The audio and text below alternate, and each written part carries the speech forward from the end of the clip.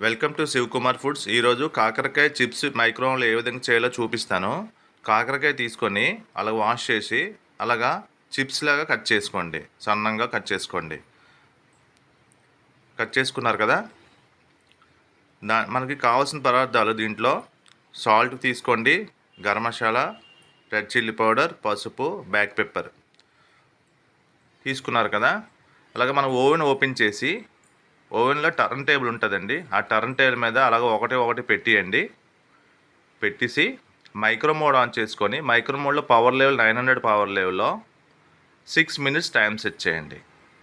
6 మినిట్స్లో అయిపోతుందండి, చాలా తొందరగా అయిపోతుంది. ఇప్పుడు ప్రతి ఒక్కరికి డయాబెటిక్స్ వస్తుంది కదా, దీనికి ఈ చిప్స్ తింటే చాలా బాగుంటుందండి. అది కంట్రోల్లో ఉంటుంది డయాబెటిక్స్. మీరు కూడా ఇంట్లో ట్రై చేయండి. ఓవెన్ ఉంటే ఓవెన్లోని చాలా ఈజీగా అయిపోతుందండి, ట్రై చేయండి. అదే మరి స్టవ్ మీద అనుకోండి, ఆయిల్లోని డీప్ ఫ్రై చేయాలి. మనం ఆయిల్ లేకన్నా మనం అసలు ఆయిల్ లేకనే చేసాం, తక్కువ టైంలో అయిపోతుంది, చాలా టేస్టీగా ఉంటుంది. అయిపోయింది, చూద్దాం ఎలాగొచ్చిందో. చూసారా, ఆయిల్ లేకన్నా అలాగా మీకు ఫ్రై అయిపోయిందో. మీరు కూడా ట్రై చేయండి. అలా అయిపోయిన దాంట్లో బౌల్లో తీసుకొని, గ్లాస్ బౌల్లో తీసుకొని దాంట్లో సాల్ట్, బ్లాక్ పెప్పర్ వేయండి, కొంచెం పసుపు వేయండి,